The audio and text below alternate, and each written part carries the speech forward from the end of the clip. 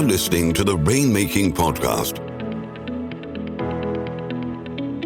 hosted by high-stakes headhunter, author, and professional speaker, Scott Love. You're listening to the Rainmaking Podcast, and my name is Scott Love. Thanks for joining me on the show. I'm excited about our episode today. If you're a leader of an organization, whether it's a big organization or a small one, or you've got a team within an organization, this is something that's going to help you get better results when you implement training. Our topic for today is getting results from training, and our guest is Bob Silvy. Bob is a consultant and trainer focusing in professional services organizations, mostly law firms and accounting firms, in areas of client development. He's got some great ideas that he can share with you about how to get better results when you implement training in your organization. Make sure you visit the show notes to connect with Bob directly. And as always, this podcast is sponsored by Leopard Solutions, legal intelligence suite of products, Firmscape, and Leopard BI. Push ahead of the pack with the power of Leopard. And now here's my conversation with my friend, Bob Silvy. Thanks for listening. Hey, this is Scott Love with the Rainmaking Podcast. Our guest today is Bob Silvy, and we're talking about getting results from training. Bob, thanks for joining me on the show today. It is a pleasure to be back in front of you, Scott Love. This is great, Bob. It's great having you on the show. And I like the topic title, Getting Results from Training. And I know to the people that are listening, you've been through training seminars, you've given them to your team, and the only thing that counts is the result that happens after that. So let me ask you this question, Bob.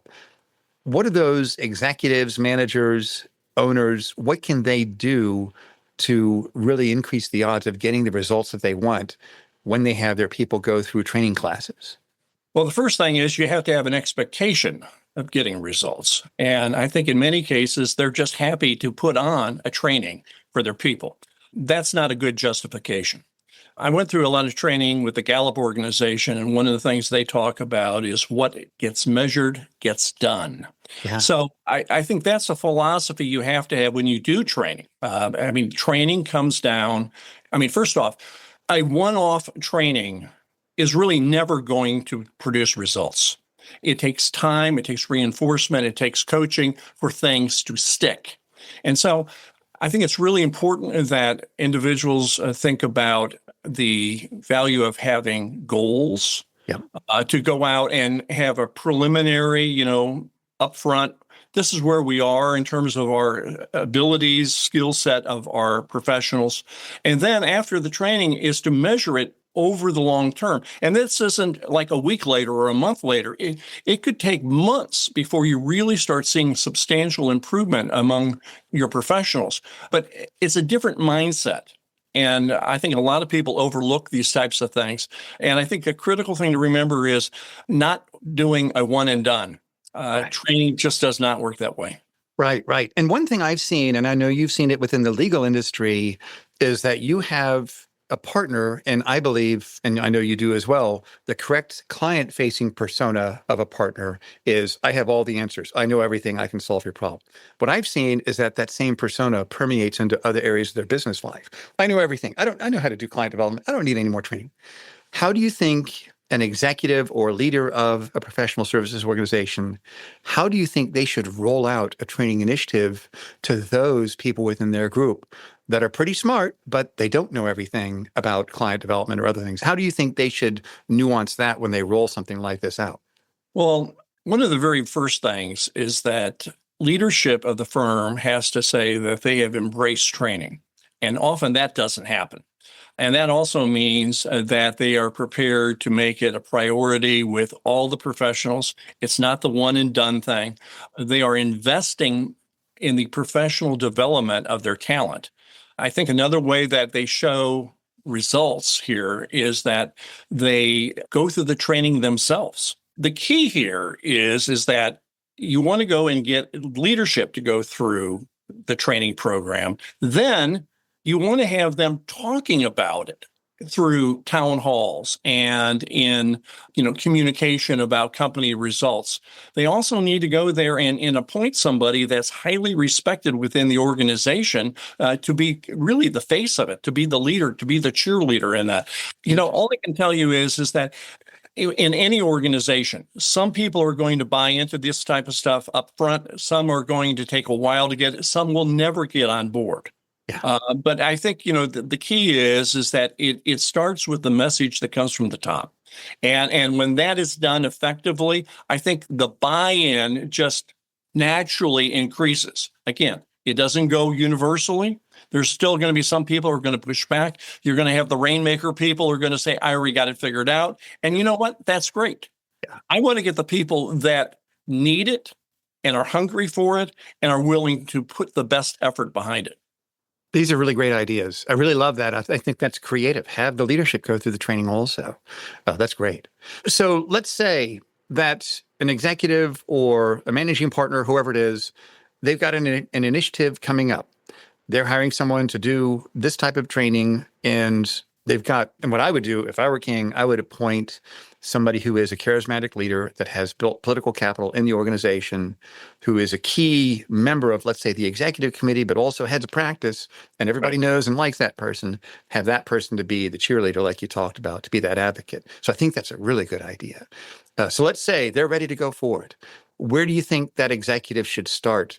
When they have the expectation of getting results, where should they go from here at this point, Bob? And are we talking about them selecting or interviewing firms to bring in to support them, or are they talking about them doing the training on their own? Well, that's interesting. I never thought of it like that. So let me kind of pause this question and ask you another one. Okay. Should organizations do training internally, or should they hire outside consultants and trainers? And if so, what should they look for if they decide to do that?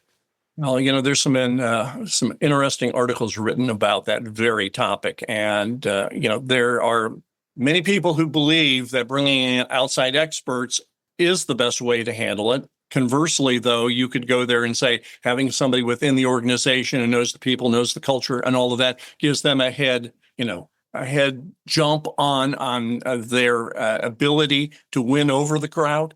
Really what I think it gets down to is you want to look at, regardless which of those two sources is going to be, you're going to get the training expertise from, do they have the ability?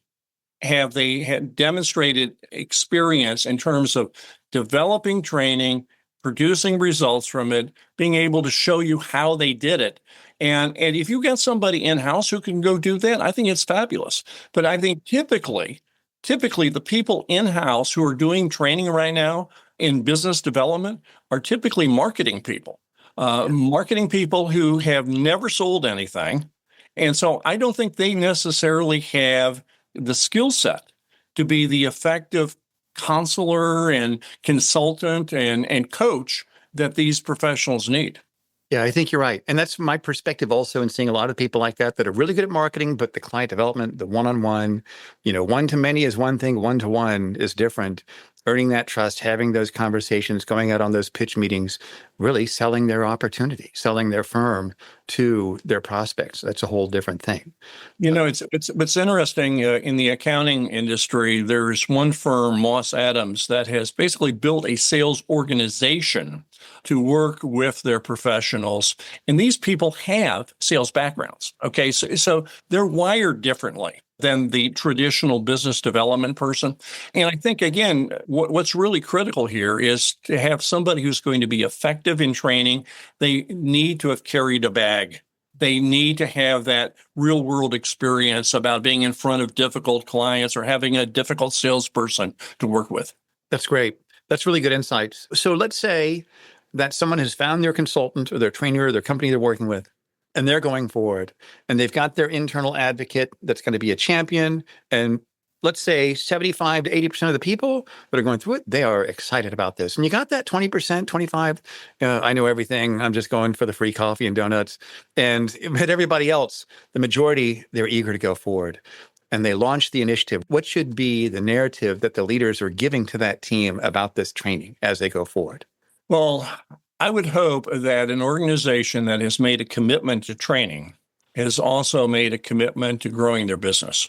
And they have also stated that one of the ways that we're going to grow the business is by investing in you individuals to give you a skill set to make you more effective, more powerful, more competitive in the marketplace. And I think, again, it's a messaging thing, it's positioning, it's setting the bar high to what the training investment can do. But I think it's also fair to say, again, you're not going to get everyone on board. And personally, for those people that don't want to participate, I'd set it aside. I would say, you know what, you've chosen not to participate in this, but we're going to be looking at your results in terms of what you've done in business development. We're going to be comparing those against those who have gone through the training to go there and see whether you made the right decision. And we're going to let you think about that when you weigh the results. And I think that's one way to address it. But I think the idea of trying to rubber stamp it against everybody often can be just immensely frustrating for them and also for the trainer in terms of trying to push that rock up the hill. I get that. So what are some of the pitfalls, danger areas, mistakes that executives have made as they roll out this type of initiative? What are some of the ones that you've seen, Bob? Well, first off, they don't take a long enough runway for the training to be able to work. They think that you go out and do a couple sessions and things are going to take off. I think the only way that the training is going to effectively happen is to have coaching mirroring the training portion. And, what's important is that coaching is not training. Coaching is basically looking at what's preventing an individual, and it's very customized to that individual, what prevents them from getting greater results from what they've already been trained on. Right. And I think that you have to have those two parts. So again, you can't just bring in the outside trainer and go and have a big class and think that that's going to go do it. I think then you have to bring in the coach, and that could be the trainer, but they have to put a different hat on. And that individual is going to work one-on-one with all those professionals to help them make the training stick. To me, that's one of the end-all issues that you have with training is getting it to stick and become a part of people. Maybe they're not going to, take it in 100%, but you want them to get enough out of it that they can start seeing the results from it. And I think that's the coaching piece. I also think that, again, you got to be reporting results. Yeah. You got to be measuring things, during this entire period, before, after the training, and then literally for months following, because that's the way you build the case for those non-believers is to go there and show them whatever the goals were that you guys decided up front. Maybe it was increasing the number of referrals that come in. If you can document that and build a strong case for it, I think that gets the attention of these professionals who often feel like they know everything, is that they might go and say, you know what, I would like to get that result too. I'd like to learn more about it.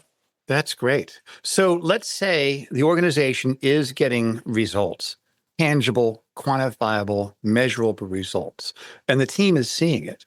What do you think a leader should do? Should they promote that through emails to their group? Should they have audio interviews with team members and promote that through the group? What are some things they can do to kind of propagate that message of results? Let's get some excitement going here. What have you seen in the past, Bob? Well, since COVID, it seems like all kinds of firms are doing these virtual town halls.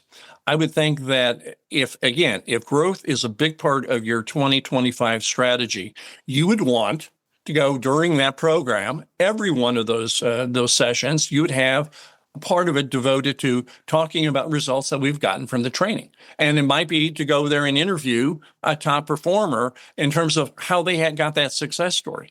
I think most organizations put out, some type of monthly recap of company performance. I think in those types of documents, it would be another great way that if you went out there and said, here are the 4 goals of our company, let's go and look at where we are this month versus last month, what our goals are for the rest of the year. Again, it's just keeping it on the front burner is what leadership really needs to make it something that everyone is aware of is critically important for the company's success. That's great. So, Bob, tell me about organizations you've seen, and you don't have to mention their names, of course, but where they've done it right. What would you say were some of the key inflection points of that process where you observed it and you said, that's a good thing that they did? Give me some examples of what they've done in that regard. First off, they said that they weren't satisfied with the level of growth that the firm was having. Yep. That they were prepared to go and seek a higher level of business development success. And that firm said that its ability to achieve significantly higher revenue goals was dependent on them growing certain practice groups, onboarding laterals that they had brought into the organization. To me, it's very fundamental building blocks in terms of what it takes to have success with these types of programs. I think what they did, though, is that they agreed with my approach that training doesn't work with just a training session, that they were prepared to make a longer term commitment to it. And I think that what we've seen so far in terms of the buy-in from their staff has been impressive. Now, again, I can't go there and say that that's the way it's going to be in every organization, but I think there's fundamentals from that story that you would want to go and see happen with every client you bring in. That's great, Bob. I appreciate you sharing that. And as we bring this to a close, if you wanted to summarize 3 action steps that someone listening to this can take to really implement the ideas that you've shared, what would those 3 action steps be? Well, first off, I would hope that they would follow me on LinkedIn, because every 2 weeks I produce a video on a different training topic, and it's very actionable, easy to apply training advice. So that would be point number 1. Okay, great. And we'll put your LinkedIn profile in the show notes also. Exactly. Thank you. And I think a second is thinking about training KPIs. In other words, what are you going to try to measure? And I would tell you that most executives are going to say, well, I'm going to go measure it based on how much revenue we bring in, and then we'll calculate the ROI. Well, you have to think about it, and that the sales cycle in legal or in accounting can be exceptionally long.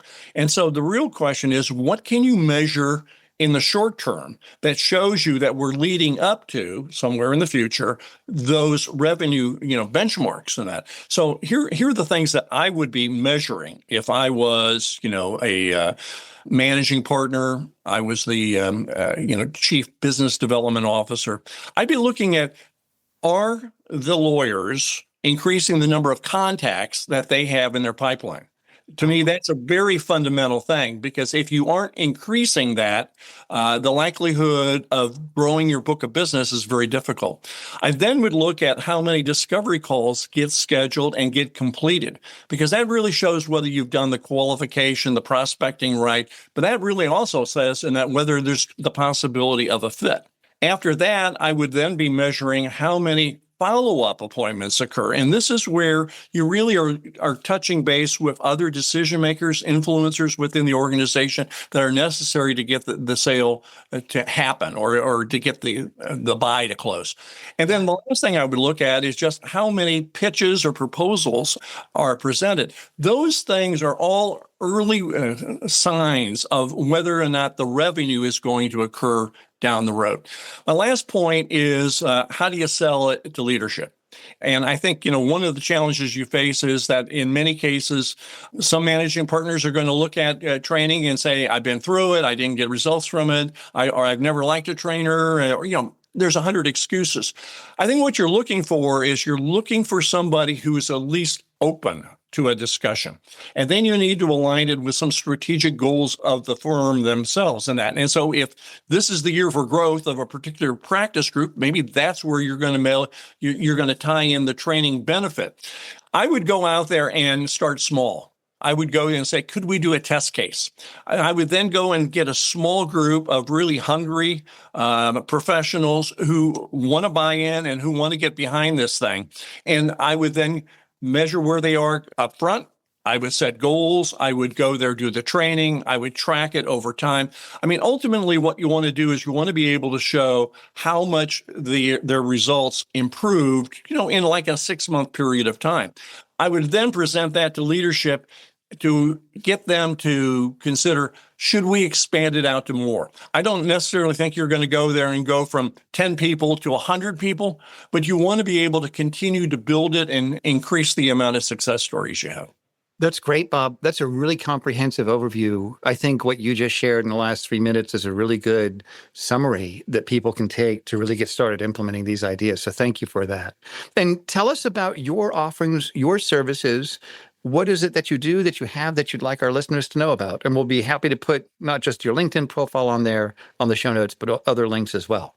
Well, I appreciate that. I think that the point I've tried to make throughout this conversation is the importance of the focus on results.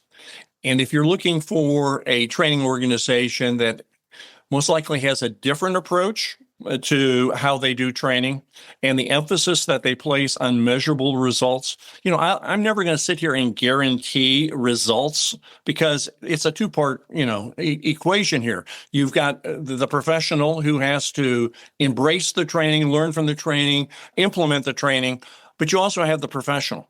And I could just say from my perspective, I'm going to give, 150% to that professional to do whatever is possible or needed to help them be more successful in using what they have learned. And I think, the ability to be both that trainer and that coach is another thing that really differentiates me. Yeah. That's great. I really like your expertise, Bob. I know you can help a lot of people out that are listening to this podcast. And so everybody listening, I'd encourage you to connect with Bob. Visit his LinkedIn profile so you can follow and watch his videos every other week. And Bob, thank you for the generosity of your wisdom and for sharing this really great advice. And I'd love to have you back on the show here in a few months again. Thanks so much for being with us today. I look forward to it. Thanks so much, Scott. Thank you for listening to the Rainmaking Podcast. For more information about our recruiting services for international law firms, visit our website at attorneysearchgroup.com. To inquire about having Scott speak at your next convention, conference, sales meeting, or executive retreat, visit therainmakingpodcast.com.